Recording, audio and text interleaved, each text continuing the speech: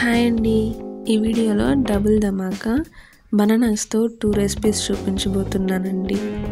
2 bananas తీసుకొని ఈ విధంగా కట్ చేసి పెట్టుకున్నాను. మిక్సీ జార్ తీసుకొని కట్ చేసి పెట్టుకున్న బనానాస్, 3 ఖర్జూరం సీడ్స్ తీసేసి వేసుకుంటున్నా. కొన్ని బాదం పప్పులు, జీడిపప్పు, అలానే ఎండు ద్రాక్ష ఉంటే కూడా వేసుకోవచ్చండి. నా దగ్గర లేదు, అందుకే వేసుకోవట్లేదు. ఒక ఏలక్కాయలోని గింజలు వేసుకుంటున్నాను. స్మాల్ గ్లాస్తో మిల్క్ యాడ్ చేసుకుంటున్నాను. షుగర్ వేయట్లేదండి, ఆప్షనల్గా తేనె వేసుకుంటున్నాను. బెల్లమైనా వేసుకోవచ్చండి. ఈ ఇంగ్రీడియంట్స్ అన్ని వేసాక ఒకసారి మిక్సీ పట్టుకుంటున్నాను. వాటర్ ఏం యాడ్ చేయట్లేదండి.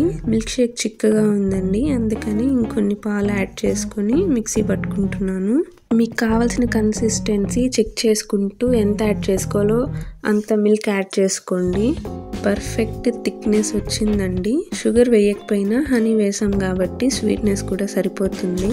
అంతేనండి, టేస్టీగా బనానా మిల్క్ షేక్ రెడీ అయిపోయింది. చాలా సింపుల్గా ఉంది కదండి. ఇలానే సర్వ్ చేసుకుని ఇచ్చేయండి, ఫ్రిడ్జ్లో పెట్టకపోయినా బాగుంటుంది. బనానా ప్యాన్ కేక్స్ ఎలా చేయాలో ఇప్పుడు చూద్దామా. బనానా ప్యాన్ కేక్స్ కోసం 2 బనానాస్ తీసుకుని ఈ విధంగా కట్ చేసి పెట్టుకున్నాను. మిక్సీ జార్ తీసుకొని మనం కట్ చేసి పెట్టుకున్న అరటి పండ్లు, కొద్దిగా చక్కెర, ఒక ఏలక్కాయలోని గింజలు వేసి మిక్సీ పట్టుకుంటున్నాను. కొద్దిగా పాలు పోసుకొని మళ్ళీ ఒకసారి మిక్సీ పట్టుకుంటున్నాను. గోధుమ పిండిని మిక్సీ జార్లో అన్నా వేసుకోవచ్చు, లేదంటే సపరేట్గా బౌల్లో వేసి మిక్స్ చేసుకోవచ్చు అండి. నేను సపరేట్గా ఒక బౌల్ తీసుకొని 1 కప్ గోధుమ పిండి వేసుకొని చిటికెడు ఉప్పు, కొద్దిగా వంట సోడా వేసి ఒకసారి మిక్స్ చేసుకుంటున్నాను. ఈవెన్గా మిక్స్ చేసుకోవాలండి, లేదంటే పిండిలో సరిగ్గా సాల్ట్ అనేది మిక్స్ అవ్వదండి. ఒక చోట సాల్ట్ ఎక్కువ ఉంటుంది, ఒక చోట తక్కువగా ఉంటుంది. గోధుమ పిండిలో ఇవన్నీ మిక్స్ అయ్యాక మనం మిక్సీ పట్టుకున్న బనానా పేస్ట్ని వేస్తున్నానండి. గోధుమ పిండి అనేది ఉండలు కట్టకుండా ఒకసారి బాగా మిక్స్ చేసుకోవాలి. నేను విస్కర్తో మిక్స్ చేసుకుంటున్నానండి. నార్మల్గా గరిటెతో అయినా మిక్స్ చేసుకోవచ్చండి. ఇలా అయితే ఫాస్ట్గా మిక్స్ అయిపోద్దని విస్కర్తో మిక్స్ చేసుకుంటున్నాను. కాస్త చిక్కగా ఉందండి, అందుకని మిల్క్ యాడ్ చేసుకుంటున్నాను. దోశ బ్యాటర్ లాగా రావాలండి. మిల్క్ వేసాక బాగా మిక్స్ చేసుకోవాలండి. వాటర్ ఏం యాడ్ చేయట్లేదండి, ఈ కన్సిస్టెన్సీలోకి రావాలి.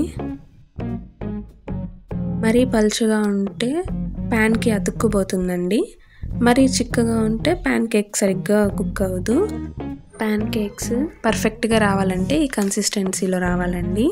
ప్యాన్ కేక్స్ కోసం ప్యాన్ని స్టవ్ మీద హీట్ చేసుకుంటున్నాను. ప్యాన్ హీట్ అయ్యాక ఇలా గరిటెతో బనానా మిక్స్ వేసుకోవాలి. స్ప్రెడ్ చేసుకోకూడదండి, జస్ట్ అలా వేసి వదిలేయాలి.